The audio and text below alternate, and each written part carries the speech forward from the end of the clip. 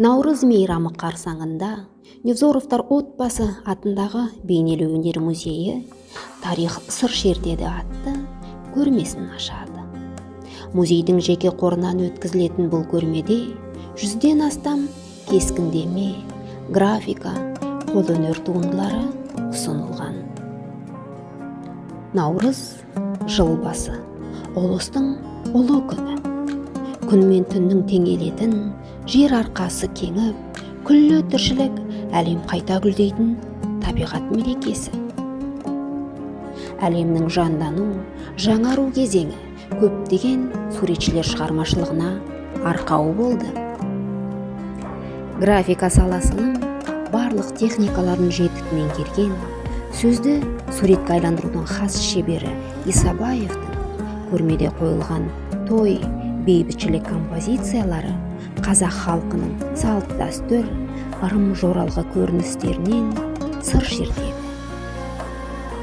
Қазақ СССР-ның еңбек сіңірген қайраткері Константин Яковлевич Баранов аса шеберлікті, қажырлықты қажет ететін гравюра саласының майталманы.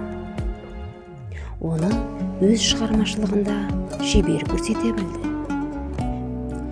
Өтепаев Нұрбұлан Нұғыманұлы Суретшілер одағының мүшесі, Қазақстан Республикасының мәдениет қайраткері. Суретшінің шығармашылығы туған жердің әсемдігіне тамсану, ата-бабаларының даналығына тағзым ету, халық дәстүрлеріне деген құрметімен ерекшеленеді.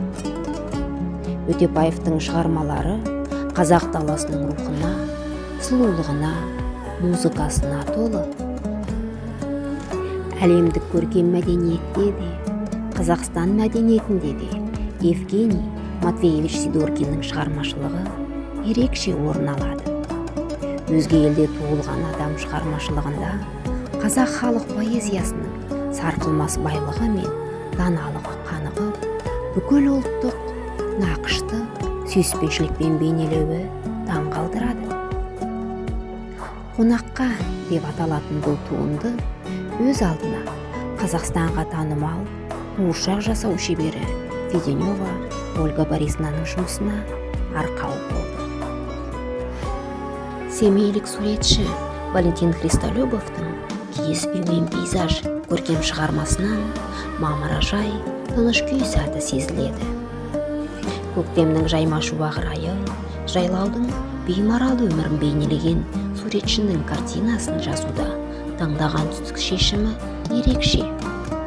Туған жердің табиғатының сұлулығын шығармашылығына арқау еткен семейлік қылқалам шебері Владимир Третьяков наурыз айында болатын ерекше құбылысты ертістегі көктем картинасында берді.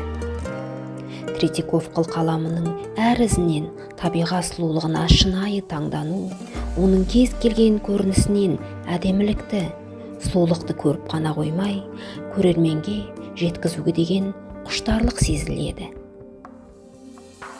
Тоқмұрзанов Болатты «Ақ аруана» картинасын жазуға шабыттандырған қазақстандық жазушы Сәтімжан Самбаевтың 1968 жылы жазылған «Ақ аруана» туындысы. Бұл суреттің сюжетінде өз мекенін жоғалтқан, бірақ ол туралы естелігін, махаббат пен құштарлығын жоғалтпаған ақ аруана түйе туралы оқиға желісі жатыр. Қылқалам шебері өзінің туындысы арқылы туған жерді, оның тарихын есте сақтауға және дәстүрді ұмытпауға қолдау көрсетуге шақырады.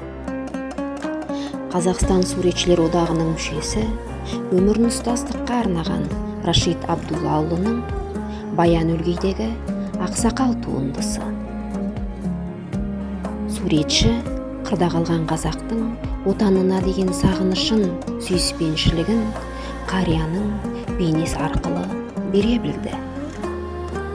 Ұлттық мұрамыздың ұлықтаушысы, Қазақстан Республикасының Көркемөнер академиясының мүшесі Ғалым Қаржасовтың шығармашылығынан туған жер тарихына деген қызығушылығы әрі құрметі байқалады. Төс айыру қабілетінің жоғарғы деңгейінің түс пен сәуле арқылы көңіл күйді бере алуының арқасында шебер ерекше композициялық шешімге қол жеткізді. Бейнелеу өнері музейінің қорында қолданбалы өнер туындылары ерекше орын алады.